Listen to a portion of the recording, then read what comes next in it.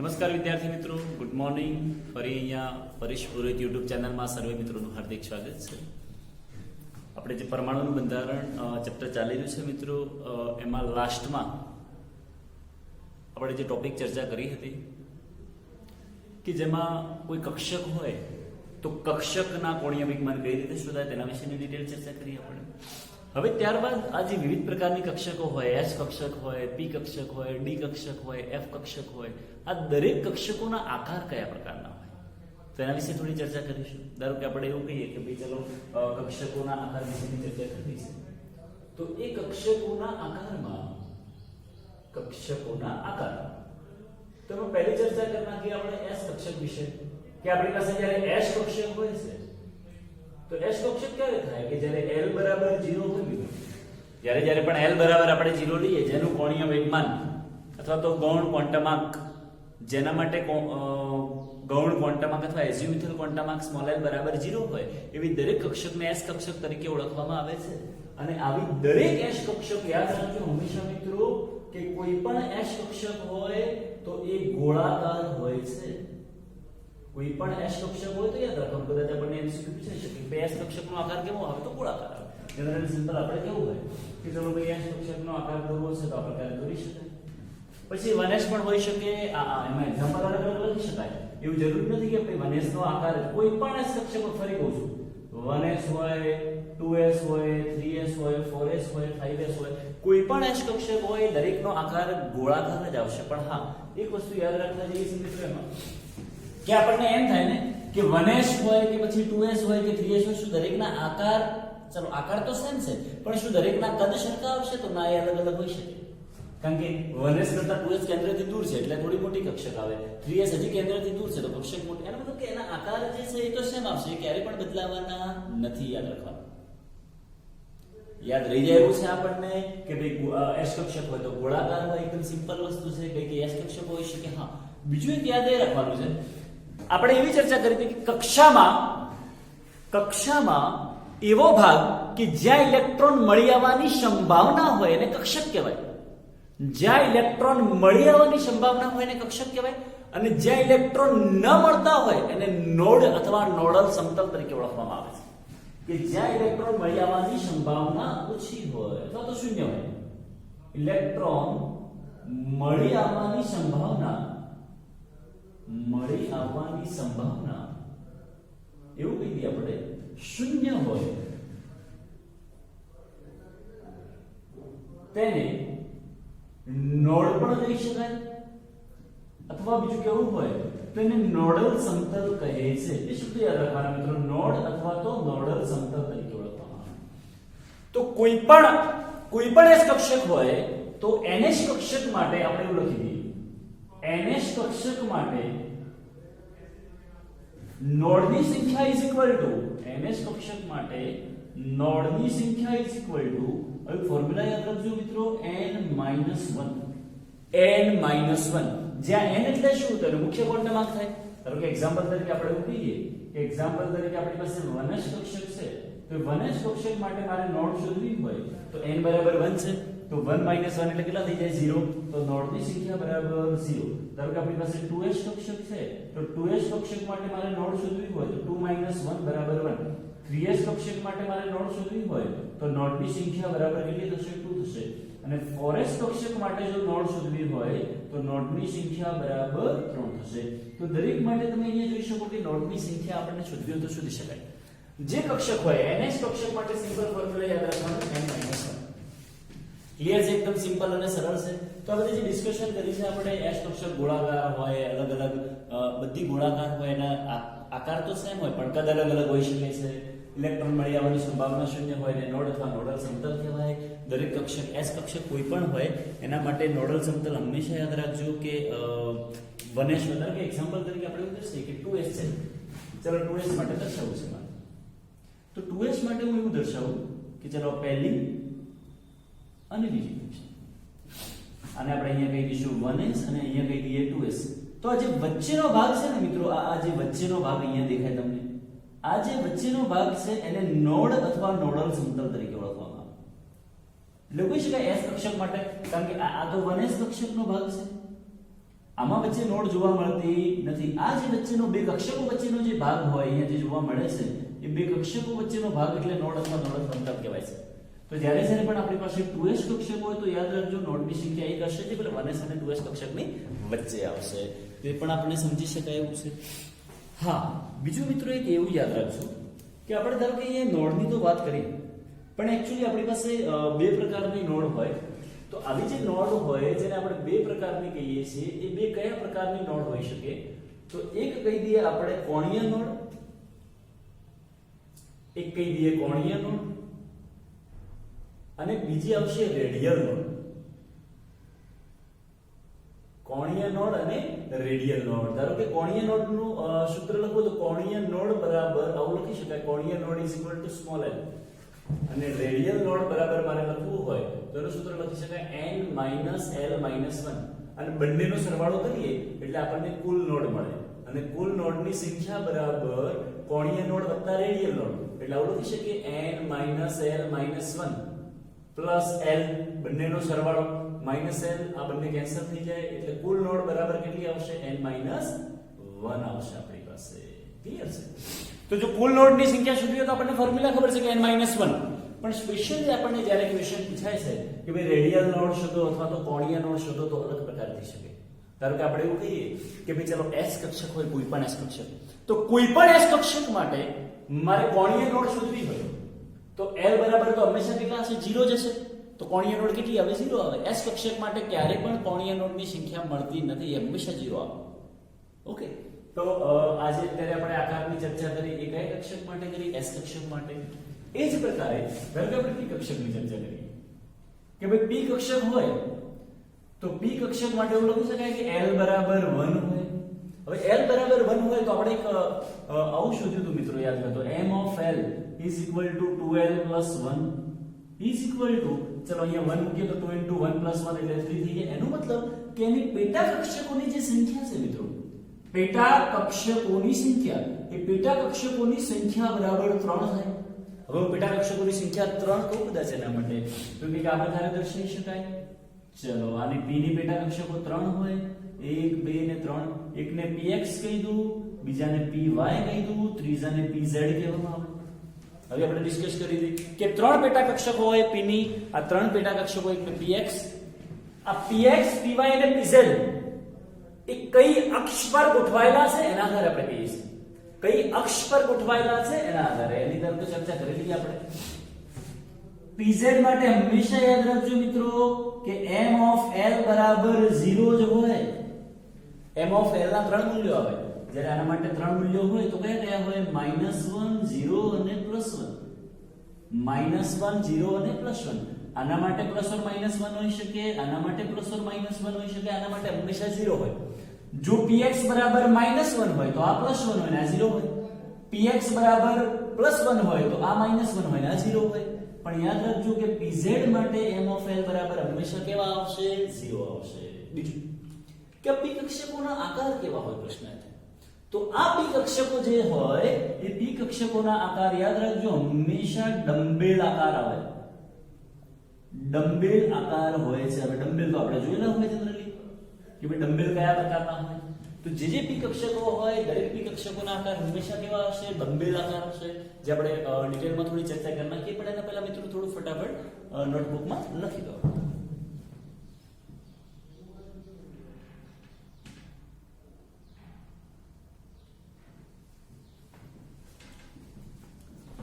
Okay મિત્રો, તો આપણે અત્યારે ચર્ચા કરી રહ્યા છીએ કે ભાઈ p કક્ષકો કયા આકાર ધરાવે છે, એના પેટા કક્ષકની સંખ્યા કેટલી હોય. તો p કક્ષકોની 3 પેટા કક્ષક હોય, px py અને pz, અને એમાં સ્પેશિયલ જે pz હોય એના માટે યાદ રાખજો કે m of l = 0 જ થાય. પેલા બંનેમાં +or -1 લખી શકાય. હવે આપણે એવું કહીએ કે એના આકાર નક્કી કઈ રીતે થાય. ધારો કે મારે px લખવી છે તો અને એનો આકાર હોય, આકાર આ રીતે હોય ડમ્બેલ આકાર. જો આપણે ઉપર કે આ ડમ્બેલ આકાર, આ શું છે? તો p કક્ષકનો આકાર છે અને આ p કક્ષકમાં આકારમાં આ જે ભાગ હોય આટલો જે ભાગ છે રાઉન્ડ વાળો, એ રાઉન્ડ વાળો ભાગ એક ભાગ આ છે ને એક ભાગ આ છે. તો આ રાઉન્ડ વાળા ભાગને હું દડા તરીકે ઓળખું. આ રાઉન્ડ વાળા ભાગને હું દડા તરીકે ઓળખું. તો એવું કહી શકાય કે બે દડા ભેગા થાય અને આ જે બે દડા આપણે ભેગા કર્યા છે એ દડાને લોબ તરીકે પણ ઓળખી શકાય. એને ઇંગ્લિશમાં મિત્રો કેવું હોય તો લોબ તરીકે પણ ઓળખી શકાય છે. આ દડાને પણ આપણે કેવું હોય તો લોબ તરીકે ઓળખી શકાય છે. તો આ બે લોબ જ્યાં ભેગા થતા હોય, આ બે લોબ અથવા તો બે દડા ભેગા થાય છે, એ જ્યાં ભેગા થતા હોય સેન્ટરમાં ઇલેક્ટ્રોન મળી આવવાની સંભાવના શૂન્ય થઈ જાય. ઇલેક્ટ્રોન મળી આવવાની સંભાવના શૂન્ય હોય. મળી આવવાની સંભાવના યાદ રાખજો મિત્રો શૂન્ય હોય છે કે જ્યાં જ્યાં પેલા બે લોબ ભેગા થતા હોય, જ્યાં ટચ થતા હોય એ ભાગમાં ઇલેક્ટ્રોન મળી આવવાની સંભાવના કેવી હોય? શૂન્ય હોય. હવે આપણે ચર્ચા એ હતી કે આપણે એને px કીધું છે, py કીધું છે, તો ધારો કે આપણે એવું કે ચલો અહીંયા આપણે એવું કરતા કે આને x અક્ષ કહી દઈએ અને y અક્ષ કહી દઈએ. તો આપણો જે લોબ છે, આપણો જે દડો અથવા આ જે ડમ્બેલ છે, એ ડમ્બેલ જો x અક્ષ પર મળતું હોય આપણને આવી રીતે, આપણું જે ડમ્બેલ છે મિત્રો, એ ડમ્બેલ જો આપણને x એક્સિસ માં મળતું હોય તો એને px તરીકે ઓળખવામાં આવે છે. શું કહેવાય છે એને? px. હા, pz દોરવું તો દોરી શકાય મિત્રો, પણ 3 ડાયમેન્શનલ છે એટલે આપણે એને pz અહીંયા z એક્સિસ લખી દઈએ છીએ. ધારો કે કદાચ એવું બને કે આપણું જે ડમ્બેલ છે અહીંયા લખી દઈએ y એક્સિસ, x એક્સિસ લખી દઈએ અને z એક્સિસ લખી દઈએ. ઓકે, હવે જો ડમ્બેલ એ અહીંયા મળે છે અને અહીંયા આપણે એવું કહી દઈએ કે y એક્સિસ રાખેલી છે. આપણે કઈ એક્સિસ રાખેલી છે? y axis. અથવા તમે એવું પણ કરી શકો, આને ધારો કે y એક્સિસ, આપણે એક કામ કરીએ કે આપણે જે પહેલામાં રાખેલું છે એ પ્રકારે રાખીએ. તો ચલો કદાચ એવું કરીએ કે એક્ઝામ્પલ તરીકે અહીંયા x એક્સિસ જ છે આપણી પાસે, આ y એક્સિસ છે અને અહીંથી પછી z એક્સિસ પર નાખીએ આપણે. ઓકે, તો હવે જો y એક્સિસ પર પેલો ડમ્બેલ મળતો હોય આપણને, તો y એક્સિસ પર મળતો હોય તો એને py તરીકે ઓળખી શકાય. કદાચ એવું પણ બને કે આ જે ડમ્બેલ બને છે આપણો એ z એક્સિસ પર મળતો હોય અને z એક્સિસ પર જો મળતો હોય, ધારો કે આપણે એવું કરી નાખીએ ને આ x એક્સિસ છે, y એક્સિસ છે, પછી એ z એક્સિસ છે, તો આપણો જે ડમ્બેલ મળે છે, હવે તમે અહીંયા જોઈ શકો છો કે આપણો ડમ્બેલ એ અહીંયા આપણને મળે છે z એક્સિસ પર. તો આપણો ડમ્બેલ કઈ એક્સિસ પર મળે છે એ એક્સિસ પર મળવાની સંભાવનાના આધારે આપણે અલગ અલગ નામ આપેલા છે.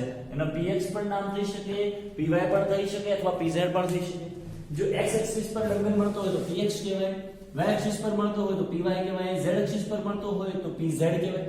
તો આવી ત્રણ જે કક્ષકો છે, હવે યાદ રાખવાનું એ છે કે આ ત્રણે ત્રણ જે p ની પેટા કક્ષકો છે એ ત્રણે ત્રણ પેટા કક્ષકોની શક્તિ અને આકાર સરખા હોય. ત્રણે ત્રણ p કક્ષકોના યાદ રાખીએ આપણે કે ભાઈ ત્રણે p કક્ષકોની એવું લખી દઈએ p કક્ષકોની શક્તિ સમાન હોય. શક્તિ સમાન હોય છે. તેને ડીજનરેટ કક્ષકો પણ કહે છે. તેને ડીજનરેટ કક્ષકો પણ કહે છે. એના માટે બીજો શબ્દ પણ એવો છે ડીજનરેટ કક્ષકો, કે જેની શક્તિ સમાન હોય, આકાર સમાન હોય એવી કક્ષકોને કઈ કક્ષકો કહેવાય? ડીજનરેટ કક્ષકો. કદાચ ક્વેશ્ચન પૂછાય કે ભાઈ p કક્ષકોમાં કેટલી ડીજનરેટ કક્ષકો છે, તો ત્રણ આવશે. કઈ કઈ? px, py અને pz. એક px હોય, બીજી py હોય અને ત્રીજી pz હોય. તો ધારો કે ચલો બે એક્ઝામ્પલ જોઈએ આપણે. એક્ઝામ્પલ તરીકે આપણે જોઈએ, એક્ઝામ્પલ તરીકે ધારો કે આપણી પાસે 2p કક્ષક છે. તો 2p કક્ષક માટે કુલ લોડ શોધવા હોય તો કુલ લોડની સંખ્યા બરાબર n - 1 is equal to n બરાબર 2 છે તો 2 - 1 એટલે એવું થઈ જાય 1. 2 - 1 એટલે કેટલા થશે? 1. પણ આપણને કદાચ મિત્રો ક્વેશ્ચન એવો પૂછાય કે કોણીય નોડ અલગથી શોધો અને રેડિયલ નોડ શોધો. તો આના માટે મારે કોણીય નોડ શોધવી હોય તો કોણીય નોડનું સૂત્ર બરાબર સ્મોલ l. હવે સ્મોલ l બરાબર ચલો p કક્ષક છે તો p કક્ષક માટે l બરાબર કેટલો હોય? 1 હોય. તો કોણીય નોડ કેટલી મળે? 1 મળશે. ચલો એના માટે મારે રેડિયલ નોડ શોધવી છે. તો જે રેડિયલ નોડ હોય તો રેડિયલ નોડનું સૂત્ર કેવું લખાઈ દો આપણે મિત્રો કે n - l - 1 is equal to n બરાબર કેટલા? તો 2 minus l બરાબર 1 minus 1 બરાબર 0 થાય. તો યાદ રાખજો જ્યારે પણ કોઈ p કક્ષક હોય તો કોણીય નોડની સંખ્યા ફિક્સ થઈ જાય મિત્રો. એના બદલે l બરાબર 1 હોય દરેક માટે. તો કોણીય નોડ હંમેશા p કક્ષક માટે 1 જ આવે. હા, રેડિયલ નોડ બદલાઈ શકે. રેડિયલ નોડ છે ને આધારે બદલાશે, અહીંયા ધારો કે ક્વોન્ટમાંક બદલાશે એમ રેડિયલ નોડ શું થતી જશે? વધતી જશે. તો રેડિયલ નોડ અને બંનેનો સરવાળો કરો તો આપણને કુલ નોડ મળે, જેની સંખ્યા કેટલી આવશે? 1 આવશે. જેનું બીજું એક્ઝામ્પલ એવું લઈએ કે ધારો કે ચલો 4p છે આપણી પાસે, તો 4p ની કુલ નોડ શોધવી હોય તો કુલ નોડ બરાબર 4 - 1 = 3 થાય.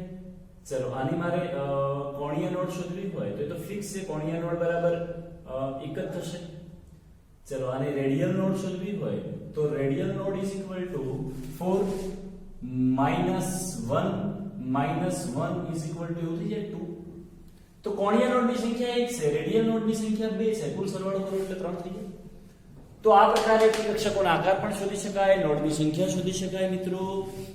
પછી ક્યાં સંભાવના વિધેય શૂન્ય હોય એ પણ સમજણ પડી જાય છે આપણને, ડંબેલ આકાર હોય એ પણ સમજણ પડે છે. તો અત્યારે આપણે જે પણ ચર્ચા કરી મિત્રો એ પી કક્ષકો વિશે કરી. ચલો ત્યારબાદ હવે ડિસ્કશન કરી લઈએ આપણે ડી કક્ષકો. ડી કક્ષકો કોને કહેવાય પ્રશ્ન અથવા ડી કક્ષકોના આકાર કેવા પ્રકારના? તો ડી કક્ષક માટે એવું લખી શકાય મિત્રો L બરાબર 2 હશે. જ્યારે પણ ડી કક્ષકો આવે છે તો ડી કક્ષક માટે L બરાબર કેટલા આવે? 2 આવે. ઓકે, આના માટે પણ નોડની સંખ્યા શોધવું હોય તો સૂત્ર તો સેમ જ છે. કયું? n-1. કોઈ પણ કક્ષકની કુલ નોડની સંખ્યા શોધવી હોય તો એના માટે એક જ સિમ્પલ ફોર્મ્યુલા આવશે n-1, જ્યાં n એટલે એનો મુખ્ય ક્વોન્ટમાંક આવે, એમાંથી તમે એક બાદ કરો એટલે તમને કુલ નોડની સંખ્યા મળી જશે. ઓકે, હવે આ ડી કક્ષકો છે એના આકાર કયા હોય? તો ડી કક્ષકોના આકાર યાદ રાખજો મિત્રો, હંમેશા ડબલ ડમ્બેલ આકાર હોય. કયા હોય? ડબલ ડમ્બેલ આકાર હોય. ડબલ ડમ્બેલ આકાર એટલે કઈ રીતે? ધારો કે ચલો કોઈ એક ડમ્બેલ છે આપણી પાસે અને એ જ રીતે આમાંથી બીજું ડમ્બેલ પણ બને છે. અહીંયા તમે જોઈ શકો છો એક ડમ્બેલ ઓલરેડી આ ઉપરથી વર્ટિકલ લાઈનમાં છે અને બીજું ડમ્બેલ હોરિઝોન્ટલ લાઈનમાં છે. તો ડબલ ડમ્બેલ આકાર ધરાવતા જે કક્ષકો હોય એને કહેવાય ડી કક્ષકો. અને હવે ડી કક્ષકોની વાત કરીએ મિત્રો તો ડી કક્ષકો માટે આપણે એવું ભણ્યા હતા કે m of l = 2l + 1 એટલે 5 થાય અને 5 ના મૂલ્યો -2 -1 0 +1 +2 વગેરે થાય. તો આ જે 5 ડી કક્ષકો હોય એ 5 ડી કક્ષકોમાં 5 ડી કક્ષકો છે એના નામ આ રીતે થાય: dxy, dyz, dxz, dx2-y2 અને dz2. આવી 5 કક્ષકો છે. એક dxy હોય જે x અને y અક્ષ ની વચ્ચેના સમતલમાં આવે છે. આ કેવી રીતે નામ પડ્યું કહું તમને. ધારો કે આપણે એવું કહીએ કે ચલો dxy એટલે શું? આને હું x અક્ષ કહી દઉં, y અક્ષ કહી દઉં, વચ્ચે z અક્ષ પણ હશે. તો x અને y ની વચ્ચેનું જે સમતલ હોય ને એમાં ડમ્બેલ બનતા હોય. x અને y ની વચ્ચેનું જે સમતલ હોય ને એમાં જો અક્ષ ઉપર નથી બનતા, યાદ રાખજો. આ જે પહેલી જે 3 કક્ષકો છે એ 3 કક્ષકો એવું લખી દઈએ અક્ષોની વચ્ચે સમતલમાં બને છે.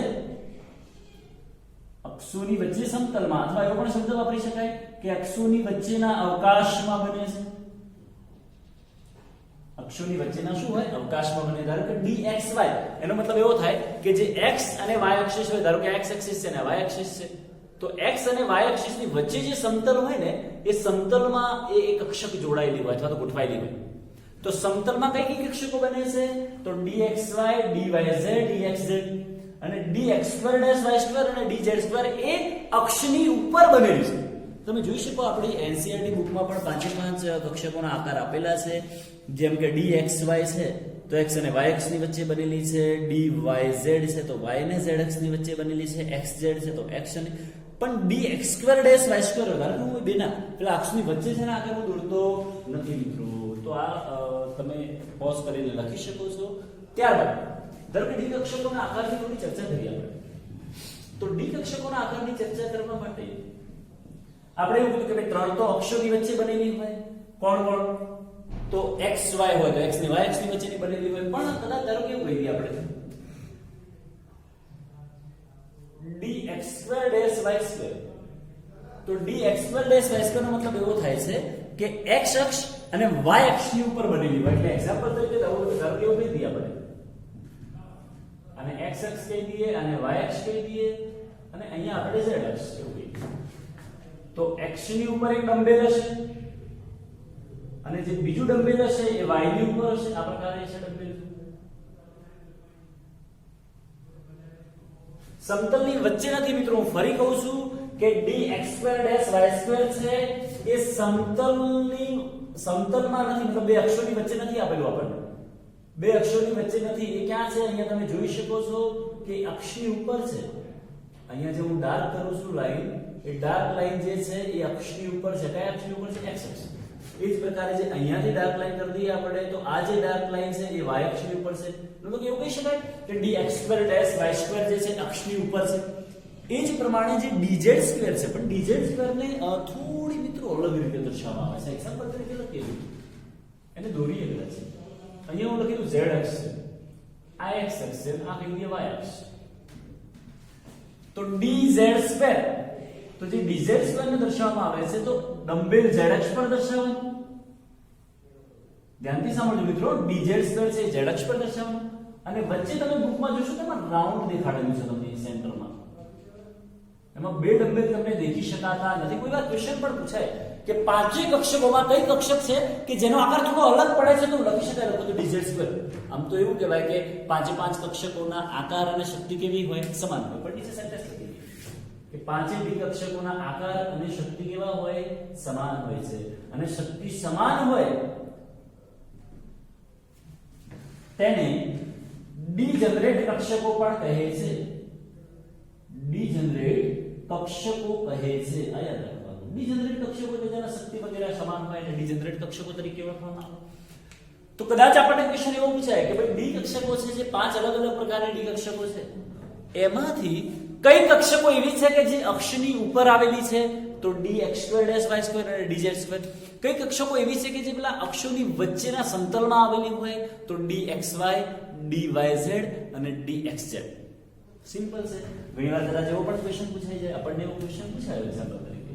ચલો 4D કક્ષક હોય તો 4D કક્ષકમાં નોડ બરાબર શોધો. તો નોડ બરાબર 4 - 1 = 3 થઈ જાય.